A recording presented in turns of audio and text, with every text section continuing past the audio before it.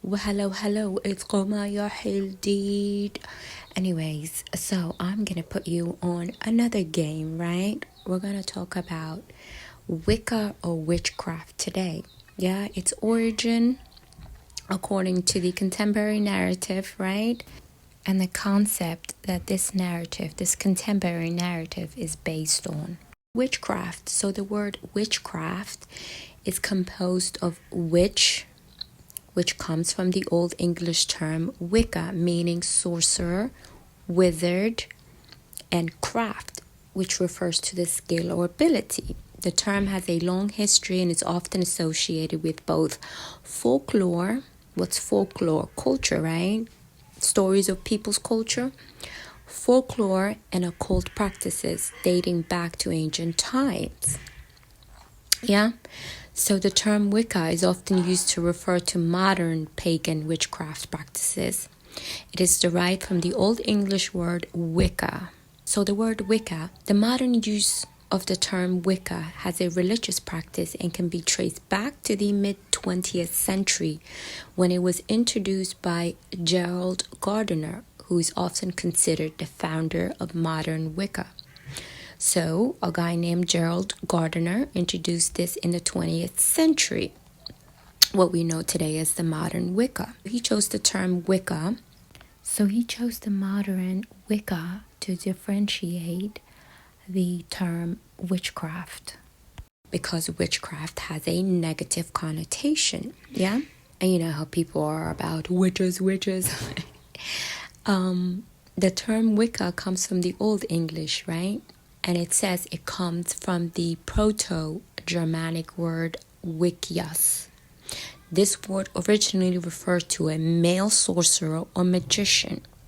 And then they further explain, they say that Wicca comes from the Proto-Germanic language of Wickius, and then that itself, Wickius itself, comes from the Norse word Vikia, which means to bend or to turn away. Yeah, and it says possibly implying the idea of someone who is able to manipulate or shape forces beyond the natural realm. It says the word Vikia is also associated with the concept of a female witch or sorceress in the Old Norse mythology.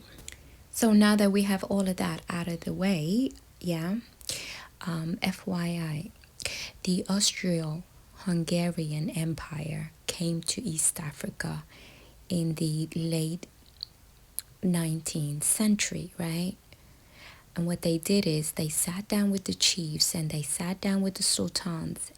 They basically took notes and wrote an entire book about the traditions, the culture, poetry, religious practices, and took it back to their Hungarian, Austrian Empire. And also, this is the time that they wrote the Oromo and Somali language.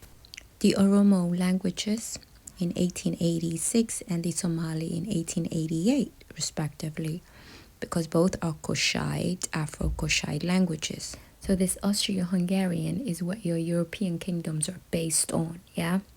The ruling families of the world today, or European world today.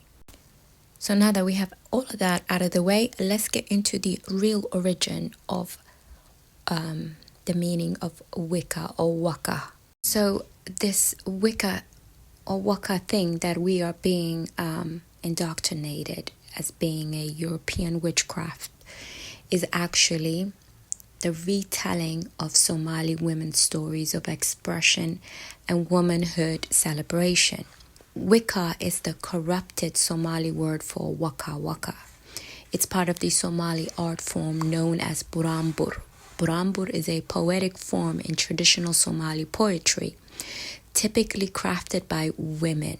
This ancient Somali artistic expression is commonly recited alongside rhythmic drumming and accompanied by dance.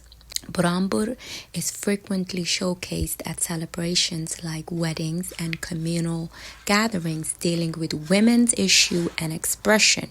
The waka waka is a chanting phrase used to encourage the dancer at these gatherings, similar to the idea of catching the Holy Ghost.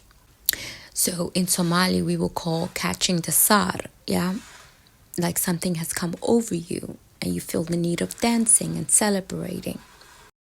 So you have the drummers or the musicians that encourage the women, and then you have all the other participants in a semicircle, right, gathering around. And if a particular person, is led by the spirit and the drums to jump and catch the sar and dance, they're then encouraged by the other women around the circle. So then that dancer, once they catch the beat and the rhythmic drum, they're then encouraged, with the chanting, waka, waka, waka, waka. Here it is, here it is, here it is. Here's what? Here's the spirit, right? And usually they are veiled. So when you jump in the center, you put on a veil on, and the other women will also throw more veils on top of you. So as the woman dances erratically and the trance gets deeper and deeper and the women keep chanting waka, waka, waka, waka, they get to a certain point where they had enough, and they jump out and take off the veil. But they're always veiled when they jump in the center. So this is witchcraft. Whose craft? Women's craft.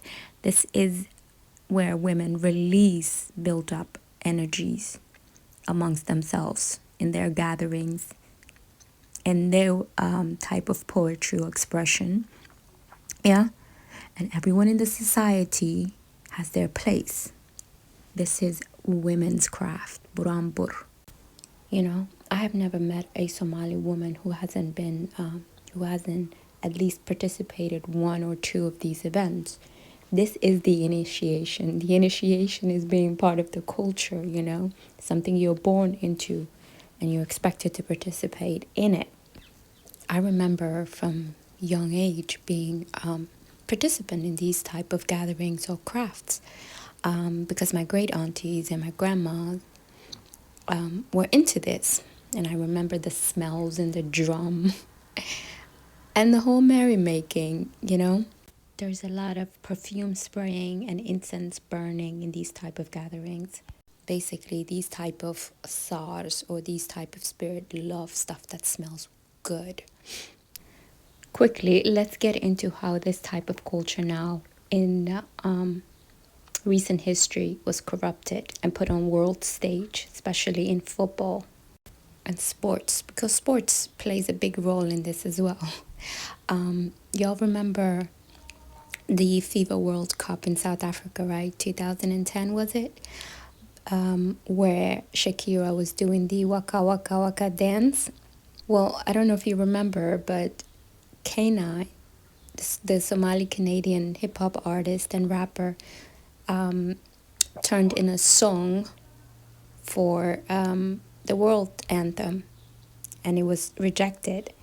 So his song was rejected for the main FIFA World theme song, but he got the Pepsi deal. But then Shakira had the World Cup theme song, right? And what did she do? She did the African dance or African spirit singing in Africa, but she's not even African. So you all see the game that's been played? Interesting, right? How even the African spirits are being hijacked in a world stage.